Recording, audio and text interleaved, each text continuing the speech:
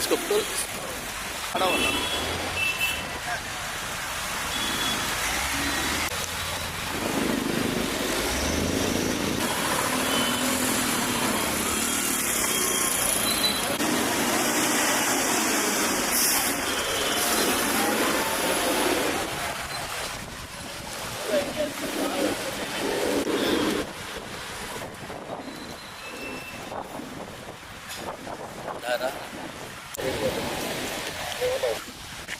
అటు అటు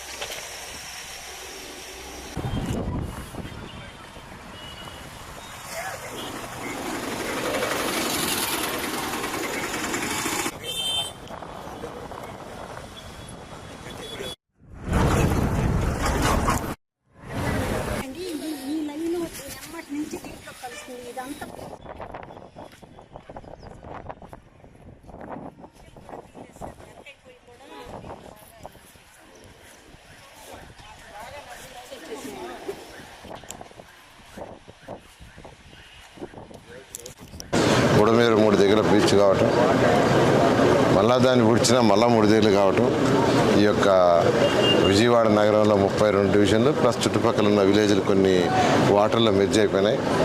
అందులో మనం ఉన్నటువంటి జక్కంపూడి కూడా ఒకటి, ఇది కూడా ఫస్ట్ ఫ్లోర్ వరకు ఆల్మోస్ట్ మునిగిపోయింది.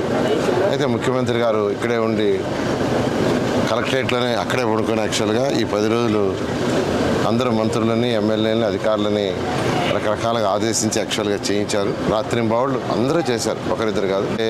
36 డివిజన్లో 32 డివిజన్లో 28 మొన్న ఈవినింగ్ క్లీన్ అయిపోయినాయి.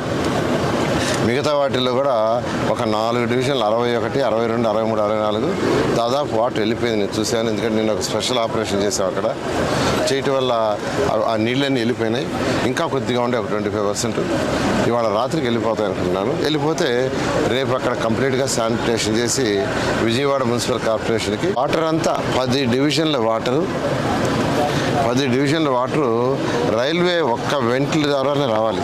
ఒక్కదరే రైల్వే కింద ఒక చిన్న వెంటిల్ ఉంది, దాని ద్వారా రావాలి.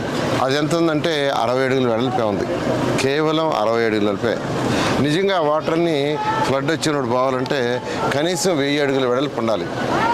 అంటే ఒక్క దగ్గర 1000 అడుగులు లాగానే అక్కడక్కడ 50 అడుగులు, 40 అడుగులు, 60 అడుగులు ఉంటే ఆ వాటర్ పోయేది. అందువల్ల పోలా. ఇలాంటి సిచ్యువేషన్ 2015లో నెల్లూరులో వచ్చింది. నెల్లూరు మనుబోలు దగ్గర ఇదే విధంగా వచ్చి యాక్చువల్గా రోడ్డు అంతా మొత్తం కొట్టుకోపోయి ఫ్లడ్ వచ్చింది. అప్పుడు కూడా ముఖ్యమంత్రి గారు ఇదే విధంగా 4 రోజులు నెల్లూరులోనే ఉన్నారు, కలెక్టరేట్లోనే ఉన్నారు. ఇదైతే ఇంకా దానికంటే భయంకరమైంది. ఇది అక్కడ చెరువు ఓవర్ఫ్లో అయింది. ఇక్కడ ఆ దాని నుంచే రావాలి. ఇది ఆ 60 అడుగుల నుంచే మొత్తం వాటర్ రావాలి, 10 డివిజన్ల నుంచి రావాలి. అందువల్ల యాక్చువల్గా ఏంటంటే వాటర్ రాలేకపోయింది. ఇప్పుడైతే యాక్చువల్గా ఈ మధ్య అంతా తిరిగాను, ఇప్పుడు కూడా చూశాను, ఫ్లో బాగానే ఉంది, ఫుల్ వెంటిల్ మొత్తం నిండా ఉంది. అయితే దాన్ని ఇంకా దాని ఎమ్మడి కలవ ఏదైతే బుడవేరులోకి పోయి పడుతుందో దాన్ని క్లీన్ చేయమని ఈఎన్సీ గారికి చెప్పాను. ఇంకా ఆయన ప్రతి ప్రక్కనే తీసుకొచ్చి యాక్చువల్గా స్టార్ట్ చేసే వరకు ఈవినింగ్ కల్లా కంప్లీట్ చేస్తాను. అదేవిధంగా ఇప్పుడు మనం తీసుకుంటే జక్కంపూడి కావచ్చు, వైఎస్ఆర్ జక్కంపూడి కావచ్చు, గొల్లపూడి, వీటిల్లో వాటర్ తగ్గింది, ఆల్మోస్ట్ తగ్గిపోయింది. పంచాయతీ వాళ్ళని, మున్సిపల్ వాళ్ళిద్దరిని కోఆర్డినేషన్తో చేయమన్నారు.